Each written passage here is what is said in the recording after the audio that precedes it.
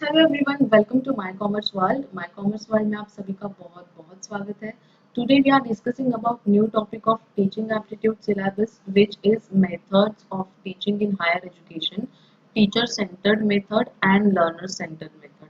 अगर अब तक आपने माय कॉमर्स वर्ल्ड को सब्सक्राइब नहीं किया है तो जाकर सबसे पहले चैनल को सब्सक्राइब कर लीजिए और साथ ही साथ बेल आइकन को प्रेस करना बिल्कुल ना भूलें ताकि आने वाली हर वीडियो की नोटिफिकेशन आपको मिलती रहे। So without more delay, let's jump to the topic. Methods of teaching in institution of higher learning. Methods of teaching in institution of higher learning ये हमारे अपडेटेड सिलेबस का एक न्यू टॉपिक है जिसको आज हम यहाँ पर कवर करेंगे। लर्निंग में किस तरीके के मेथड्स यूज होते हैं ये इस टॉपिक में हम डिस्कस करने वाले हैं। तो देखिए, जब methods of teaching in institution of higher learning की बात करते हैं तो जो हायर लर्निंग होती है वो हायर लर्निंग का पर्पस क्या होता है। इसका मेन पर्पस ये होता है वो आइडियाज और वो इंफॉर्मेशन स्टूडेंट्स तक डिलीवर करना, स्टूडेंट्स तक पहुंचाना जो स्कूल लेवल में पॉसिबल नहीं थे। Basically beyond the school level जो लर्निंग होती है उसे हायर लर्निंग में कवर करते हैं। Beyond the school level, basically beyond the school level जो लर्निंग होती है उसे हायर लर्निंग में इन्वॉल्व करते हैं, उसे हायर लर्निंग में हम स्टडी करते हैं। तो जाहिर सी बात है यहाँ पर मेथड्स भी बहुत अलग अलग होंगे, बहुत ज्यादा डिफरेंट होगा मेथड्स में, करेक्ट। तो जब हम मेथड्स की बात करते हैं इन हायर एजुकेशन तो यहाँ पर दो टाइप की लर्निंग की बात होती है। लर्निंग फर्स्ट है हमारा टीचर सेंटर्ड मेथड और दूसरा है हमारा लर्नर सेंटर्ड मेथड। फर्स्ट है टीचर सेंटर्ड और दूसरा है learner centred. Teacher centric learning वो होती है जिसमें टीचर खुद डिसाइड करते हैं अपने अकॉर्डिंग कि स्टूडेंट्स को कितनी लर्निंग प्रोवाइड करनी है, स्टूडेंट्स को कितने लर्निंग की नीड है और उन्हें कितना हमें पढ़ाना चाहिए। ये सारी चीजें टीचर्स खुद डिसाइड करती है इन टीचर सेंट्रिक लर्निंग में। टीचर सेंटर्ड को ही हम टीचर सेंट्रिक भी कहते हैं। टीचर सेंट्रिक और सेंटर्ड दोनों सेम ही होता है, तो इसमें आपको कंफ्यूज नहीं होना है बिल्कुल भी। और वहीं पर लर्नर सेंट्रिक की अगर हम बात करें तो लर्नर सेंट्रिक की हम स्टूडेंट सेंट्रिक मेथड भी कहते हैं। स्टूडेंट सेंट्रिक मेथड वो मेथड होती है जिसमें सारा फोकस स्टूडेंट पे होता है। स्टूडेंट्स के अकॉर्डिंग जितनी उसको लर्निंग की जितनी उसकी लर्निंग हो चुकी है या जितनी वो लर्निंग कर सकता है या फिर जितनी भी उसको नीड होती है लर्निंग की, जितनी रिक्वायरमेंट होती है, उसे हम स्टूडेंट सेंट्रेड मेथड में देखते हैं।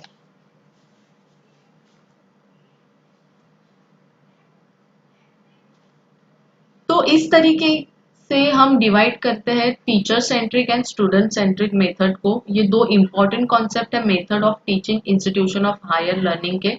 अब यहाँ पर एक बात ध्यान में रखना है, जब भी एग्जाम में क्वेश्चंस पूछा जाएगा कि क्या मेथड्स हायर लर्निंग के हायर लर्निंग के क्या मेथड्स है, तो आपको इन दोनों मेथड्स को डिवाइड कर सकते हैं, आपको इन दोनों मेथड को बताना है। अब यहाँ पर इन दो मेथड्स के कुछ बैरियर्स भी हैं, कुछ लिमिटेशंस भी हैं इन मेथड्स के। वो लिमिटेशंस क्या है वो हम देखते हैं। There are some barriers in both methods. They can be termed as teachers' behavior, prerequisites of teachers, teachers' outlook, students' behavior and their outlook, professors' operations and other things related to law and regulations. अब teacher centric method में और learner centric method में कुछ barriers भी है, कुछ limitations भी है इन दोनों मेथड्स में। तो वो लिमिटेशंस क्या है?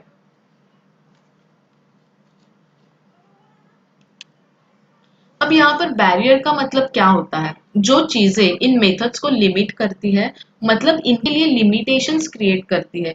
जब टीचर सेंट्रिक पे फोकस करते हैं तो कहीं ना कहीं आप स्टूडेंट्स को इग्नोर कर रहे होते हैं, उनकी नीड्स और रिक्वायरमेंट्स को आप इग्नोर कर रहे हो। तो यही कुछ बैरियर्स भी इन मेथड्स में है।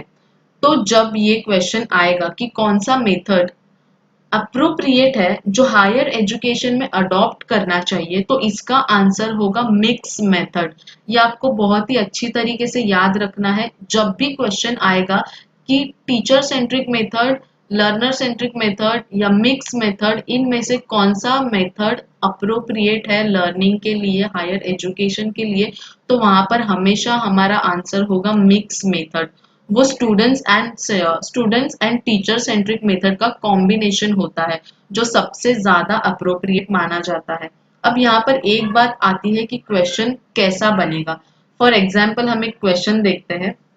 आपको ये पूछा जाता है कि which one is the best method in higher learning, और आपको ऑप्शन दिए जाएंगे। First teacher centric method, second learner centric method, third mix method और फोर्थ अपना होगा नन ऑफ द अबव। तो यहाँ पर आपका आंसर होना चाहिए mix method, because mix method is the most appropriate answer. ठीक है, बट इफ सपोज अगर आंसर में मिक्स मेथड का ऑप्शन ही ना दिया हो तो हमें कौन सा आंसर सिलेक्ट करना चाहिए? तो वहां पर ऑब्वियसली हमें स्टूडेंट सेंट्रिक मेथड का ही ऑप्शन सिलेक्ट करना चाहिए, बिकॉज स्टूडेंट मिक्स मेथड के बाद सबसे ज्यादा मोस्ट अप्रोप्रिएट जो आंसर होगा वो होगा स्टूडेंट सेंटर्ड मेथड। ठीक है, तो हमें यही यहाँ पर सिलेक्ट करना है। ये कुछ इंपॉर्टेंट बातें हैं जो आपको याद रखनी है। तो अब अगर हम बात करें बैरियर्स की कि किस तरीके से बैरियर्स होते हैं इन मेथड्स में, तो पहला होता है बैरियर या लिमिटेशंस जो होते हैं वो टीचर्स का बिहेवियर होता है।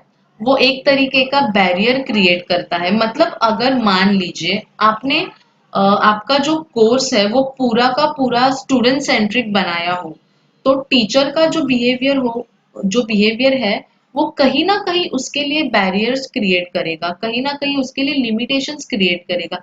सेम एज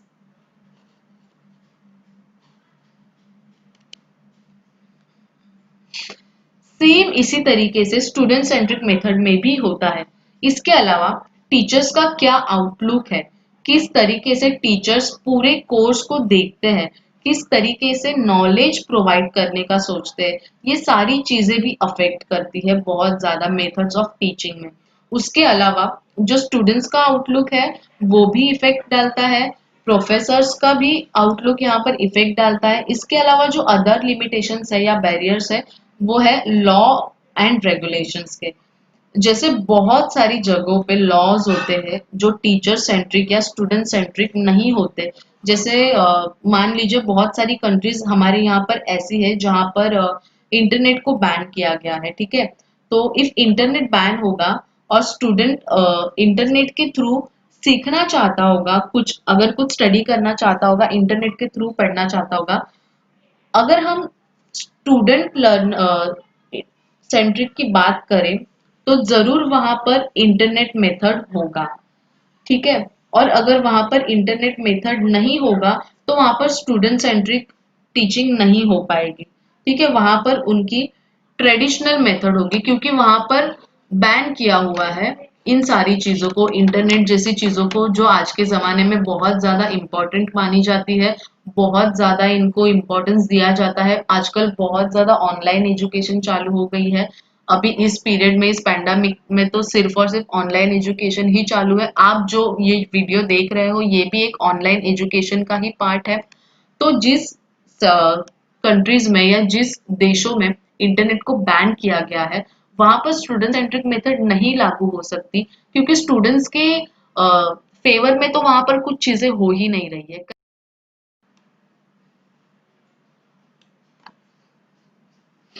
तो इसलिए वहां पर स्टूडेंट सेंट्रिक मेथड को ना अपनाकर वहां पर उनके ट्रेडिशनल मेथड्स को अपनाएंगे। जो उनकी ट्रेडिशनल मेथड्स होंगी वहीं से वो अपने एजुकेशन को प्रोवाइड करेंगे, स्टूडेंट्स तक डिलीवर करने की कोशिश करेंगे। वहां पर अपने जो ट्रेडिशनल मेथड होंगे या टीचर सेंट्रिक मेथड होंगे वही वो अडॉप्ट करेंगे। इसी तरीके से फॉर एग्जाम्पल जैसे आप कह सकते हैं बहुत सारे इंस्टीट्यूशन इंडिया में अगर इसी तरीके से कुछ लॉज और रेगुलेशंस हमारे इंडिया में भी है। जैसे कि हमें पता है अगर हम किसी इंस्टीट्यूशन में प्रोफेसर है या लेक्चरर है तो आप आपके पर्सनल ट्यूशंस नहीं कंडक्ट कर सकते। करेक्ट, ये हमारे इंडिया में रूल है, एक रूल्स एंड रेगुलेशंस है प्रोफेसर्स, टीचर्स और लेक्चरर्स के लिए। अगर आप किसी कॉलेज में, किसी इंस्टीट्यूट में या किसी यूनिवर्सिटी में पहले से ही as a professor, as a lecturer, as a teacher काम कर रहे हैं तो आपको परमिशन नहीं मिलती अलग से आपके पर्सनल ट्यूशंस बनाने के लिए, पर्सनल कोचिंग क्लासेस बनाने के लिए। ये भी हमारे इसमें यहाँ पर लिमिटेशंस है।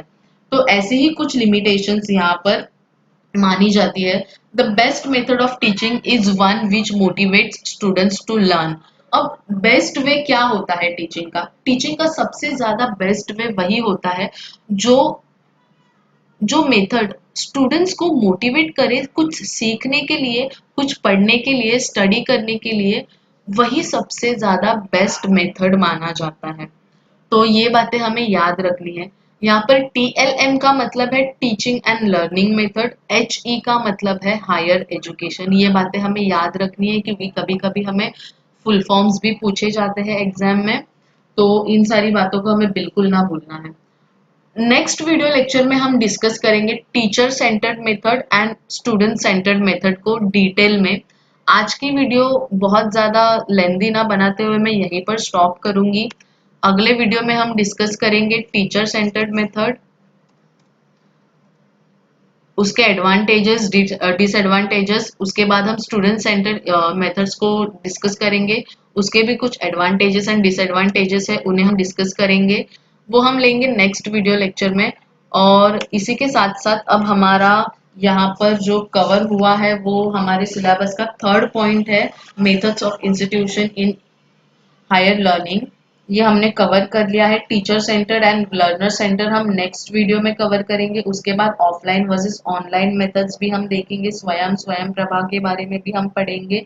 ऐसे करके करके एक एक हम टॉपिक कंप्लीट करते जाएंगे यहाँ पर, और बहुत ही जल्दी हमारा टीचिंग एप्टीट्यूड का सिलेबस यहाँ पर कवर हो जाएगा। उसके बाद हम कोई नया टॉपिक सिलेक्ट करेंगे, एक नया टॉपिक हम यहाँ पर लेकर आएंगे।